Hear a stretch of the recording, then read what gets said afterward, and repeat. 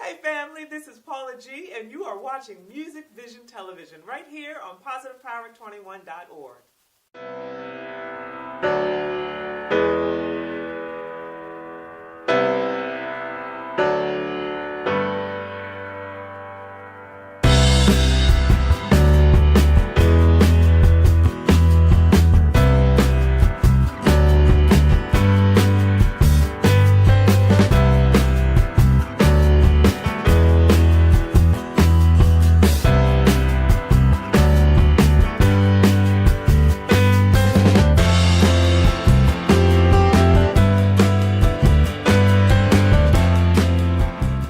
Hey family, welcome to my journey, and I'm your host for today, Paula G.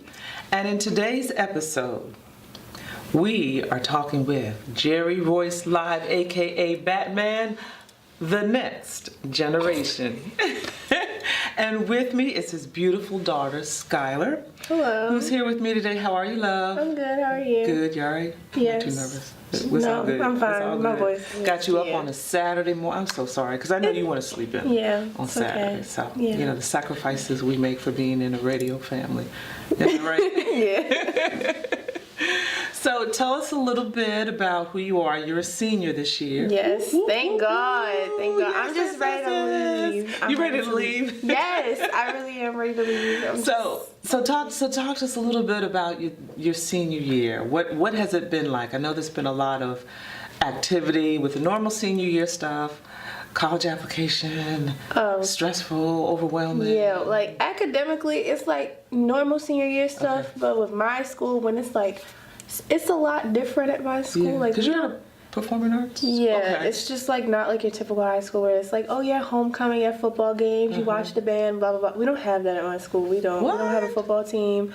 Our homecoming, I think we have it at like a volleyball game that not many people really go to. Yeah. Oh. But yeah, like for us, homecoming is just a dance. It's not like alumni comes back or anything. The only reason why alumni come back this year is like I think it's like the 25th anniversary of our school being open, and like we're in a new building and stuff. Right. Do you feel like you've missed something, like not having the football and the Yeah. homecoming? You feel like you've missed? Yeah, I do miss out on like the Okay. typical high school experience. yeah. I missed out on that. So tell us what it's been like to be. You've been in a performing arts school all throughout your high school career? Or Yeah. Okay. My middle school was performing arts too, but Okay. it wasn't like as Intense? intensely performing arts, because they call it performing arts and technology, but there's only like one form or like two forms of technology at my school Okay. because they got rid of business. Oh, wow. Okay, so you had to audition to get into Yeah. school. Okay. Same for middle school. And then your academic curriculum was pretty standard, your English, your math, science, social Yeah, studies it's every year, like- all that sort of. In my opinion, it's probably about the same as like another school. It's Another just high that they like to focus on like what you're there for a Right. lot. Performing arts piece that you're Yeah. there for. So we're senior, second semester. Yes. March, we haven't had spring break yet. No, we Okay. don't really have. You don't have a like, spring break. spring break anymore. It's more like a 4-day weekend. Oh my gosh. It's next week. Yes. Spring break. And I understand you have come down with the incurable disease called senioritis. Yes. I mean, it's not So- as bad as other people, but it's still bad. Yeah, It's still you gotta bad. stay focused. Because even though you have that acceptance letter, somewhere in that acceptance letter where it says, congratulations, Skylar, you have been accepted to Hampton University. woo, HBCU. You know, we love our HBCUs. Somewhere in that letter, it says contingent upon the final transcript. Stay Yeah. focused. Keep focused. At my school, they even sent mid-year transcripts, even though it wasn't Yes, necessary. yeah, okay. So, senioritis, a little difficult staying focused because we are ready to. Graduate. And go. Yeah, I only got 2 months left. I'm just ready to go. You ready to go to college? Yes. Have you thought about a major or? Yeah. Okay, still I'm kind of. probably gonna major in nursing. All right. Yeah. Okay, that's good. But if you change your mind, I know your parents might get upset with me for saying this, but you know I'm a high school counselor by trade. If you change your mind, That's okay, but kind of try to do it your freshman year, Yeah. sophomore year, because when you get to college, you get and your brother can probably speak to this. When you get to college, you get exposed to things that you probably never even knew existed. Yeah. You know, you're like, oh, I like that. Oh, I might be good at that. You know, even though your intent was to go for nursing, which you might follow through with, but you know, just. I feel like keep my in mind. parents wouldn't be that surprised if I did change my major, because I tend to be like, oh, Free like, spirit. Yeah, That's a like good thing. indecisive a bit at times. So I Yes. feel like they wouldn't be surprised if I did like freshman year, but like I would try not to change my major like sophomore or junior year, because then I wouldn't. Well, that's why you're graduate at a on time. performing arts school, because you. Yeah, school's not cheap visionary. either, No, it's not. especially a private school. Yes. So SATs and all that stuff is done, and Yeah, that was Okay. done for me like junior year. okay, good, excellent. So you had a dance recital last night. Yeah, that was our last spring concert. Okay, all There's right. a lot of hectic stuff going on this week because, you know, we had all those snow days and stuff. Yes. So it took out a lot of days for us to practice. So we Yeah. had to like literally throw everything together Wow, right. yesterday. Because you had, was it 2 days ago here in Baltimore? It was bad snow. Yeah. So that kind of shut things down and kind of pushed things back a little bit. Yeah, because we had to leave school early Tuesday, and then we didn't have school Wednesday or Thursday. Right. So then Right. we were there Friday. Wow. So you had to get up early this morning, which is a Saturday, which is usually a sleep-in morning for most teenagers. So tell us, from your perspective, what it's like being in a radio family with the lights and the camera, and we're going to talk about your show in a little bit. What's Okay. it been like for you? I think being in a radio family, I think it's not like that drastically. Yeah, I don't think it's that drastically different. It's just that mainly like most of the radio stuff is like down here, so it's like not like something you run into a bunch of times. I know it's Right. just like we don't really come down here often because we can't mess with his stuff. Can't mess with his stuff. Don't Or mess with like- that man's stuff. He'll be busy because like he'll have to go somewhere. I think didn't he go somewhere yesterday, or am I Yeah. wrong? I think he went to Greenbelt one of these days this He's week. out on the I don't road. really remember. Uh-huh. Yeah. Yeah, but a lot of times he's down. He's down. Yeah, and I he's know, down here a lot. And I know that was family. You all are very important to him. So I know that was Yes. one of the main reasons why he chose, a career where, he could be here and do it from home. Yeah. And that's huge. That's huge for a parent to make that kind of decision, that kind of choice, and that really reflects on where he places family. That's at the top of the. Yeah. That's the top of the list. Are you a daddy's girl? Yeah. You're a daddy's girl? Yeah. That's like the best place to be a daddy's girl, right? Yeah. Because I'm his only girl. So. Yes, Yeah. so, that kind of gets you. Your brothers are cool, they cool, but, That's the truth. I'm his only girl. they hating because you're the only girl, right? No, they don't care. They're shaking their head. No, they're both nonchalant. Like, they just don't care. Yeah, but that's a beautiful thing. A relationship between dads and daughters Yeah. is a beautiful thing. You gonna miss them when you go to college? Yeah. Because I'm going to be 4 hours away. 4 hours, not too Yeah. bad. Yeah, not too bad when you go Yeah. to school. Yeah. So tell us a little bit about your show that you just started. I know it's new to you, and it's like, Yeah. oh my gosh. Because he was telling me about, like, how all this positive feedback I was getting. And I was just like, what did I do? Like, Right? You were yourself, because I watched yeah, it a couple because times. I was just lost. I was like, what did I do? And they were all amazed. Like, she's going to get discovered. Some. I was just like, But you know what I think? You know what I think it is? Because I've watched your show, and you're just genuine. I mean, you're just sitting there having a conversation, and that's what this is about. Just Yeah. like I was saying to your brother earlier. When you're interviewing people, you're just having a conversation. Yeah. And the rest of the world is just happens to be listening. But I think it's because you're genuine. When you're in that position, you're genuine. So, Yeah. are you liking it? You getting to meet a lot of people, different people. mean, I You've don't done know. a couple episodes. yeah, but, like, usually it's, like, an episode by myself. So it's not Yeah. like I've interviewed or met people. I mean, I've met people, like, from him doing all this radio stuff. Yes. It's like, I haven't met people because of the show. It's like, Right. like Just not in my general. show, but like in Right. general from what he does, I've met people. Right. Well, that'll come because as you get more exposure on your show, and then you're out and about, and people will be Yeah. seeing you, and you'll be like, "Oh, me, Skylar." Awesome. So we have our own show right now. Yeah. We're in a senior year. We're getting ready to go to college, Yeah. and we have already met some of our Yeah, I had a lot of college. classmates. Now, how Yeah. has that happened? How has that Okay. occurred? Because we use like social media and stuff, so it's like people will post what schools they're going to, blah blah blah. Then people make different group chats and meet people in group chats and stuff. Okay. I've made some friends that were like going to Hampton at first, but now they're going to other schools. Okay. So yeah, So- but I've made like quite a few friends that like Right. ooh, with people that are like going to Hampton or people that are already at Hampton. Because I have quite a bit of friends that are already there too. That are at Hampton. Oh, Yeah, like okay. most of them are freshmen at Hampton. Okay, but, well- yeah. Freshmen at Hampton, we're going to have an off-camera conversation. Remind me about Hampton. Okay. So social media, because I remember back in the day when I went to college at a HBCU, Where'd you go? Aggie Pride, Oh, you North went to Carolina, APAC? A&T State University, Greensboro, North Carolina. Yeah, it's a pretty campus. I've been there Yes, before. yeah, and it's changed so much since when I went like years and years. Like They you do a weren't even lot of thought renovation, like Yes. a lot.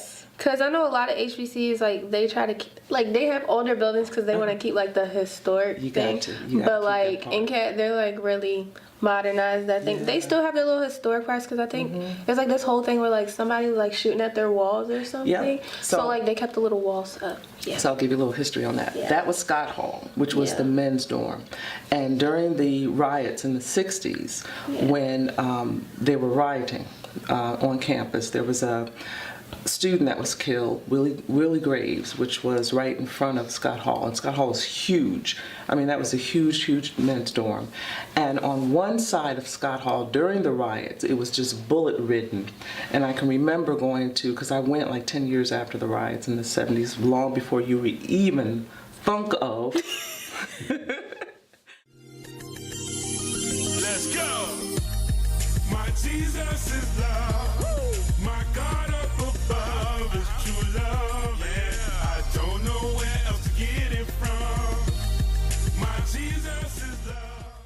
Hey family, we are back. This is My Journey with your host Paula G, and we're having a conversation here with Skylar, who is the daughter of Jerry Royce Live, aka Batman, the next generation, and we were just talking a little bit about her journey. She's a senior in high school, and you know she's been hit real bad. Senioritis. Senioritis is real, y'all. It's real. It really is. But she's staying focused. She's been accepted at one of the wonderful HBCUs, Hampton University, and we were just talking a little bit about how social media has helped to bridge the gap with her new classmates at her HBCU. And she's very excited about that. She has her own show right here on Positive Power 21. And also, we want to talk a little bit about Dirty Diana. Your dad put together a film called Dirty Diana. Talk to us a little bit about the film, or at least what it meant to you, and what it's like having a parent who's living with diabetes. Well, yeah. Sometimes it can be difficult at times because, like, he says that some of the problems that he has are like due to his medication. I don't know how many like symptoms and stuff is on there because I know like sometimes he can be like really forgetful with things, and like we know he can't help it, but it's just it can be kind of difficult at times. Really. So it's a challenge for you as far as like maybe sharing things that you might tell him and that he might forget, and you realize, okay, this might be as a result. It won't of be like really major. It'll be like something small, like, oh yeah, can you get this at a grocery store? Be like, what, you told me that? Or something like that. It'll be like something really minor. It's not like severe forgetfulness. Like, Right. So I know there are times when maybe he hasn't felt well, because I remember when he was in Atlanta at the Spin Awards, and he was running and all day, and he didn't eat like he was supposed to eat and get enough water and so forth, and he wasn't really feeling well. So when times like that, maybe when you've seen him like that, do you try to remember to remind him, hey Dad, don't forget you gotta eat, or you gotta something to drink, or how do you? I mean, I think usually here, like, he's on top of things. Like, he does try to keep up with his health, and he does, like, adjust, like, to a new lifestyle with how he eats and stuff. Because I think, like, apparently other people with diabetes, they don't really, like, make any changes, and that's how they're not helping themselves. But he is, because he actually does get stuff that does have sugar in it, and sometimes it don't really taste that good. But I mean, that's what he likes, and that's what he's adjusting himself to. So I mean, that's what matters. How did you feel when you first found out? How did that make you feel when you first found out? Okay. I mean, because it was kind of like a back and forth type of thing for a while, because at first it was like he was borderline, because quite a bit of people in our family do have diabetes, so it wasn't like a super duper like shocking thing, but it was like he was borderline for a while, and then like I think he got like really, really stressed out at one point, and then it got like full-blown diabetes. Did you ever get scared? I mean, concerned, yeah, sometimes anxious? you do get concerned. Yeah. But generally, I think he's fine, hopefully. Yeah. You keep tabs on him, make sure he's eating right and, getting enough water. Yeah, he usually does. Getting enough rest, you and your mom and your brothers, and kind of pitch in and help out with that. Yeah. So how has having a parent who's living with diabetes, how has that affected you as far as your perspective on health and taking care of oneself? Yeah, like, because I guess, like, before I didn't know, like, how serious diabetes can be, and I guess from him, like, I've learned that it's a lot more, like, severe, I guess. And that it should be taken a bit more seriously than it is, because I don't think people take it as seriously as they should.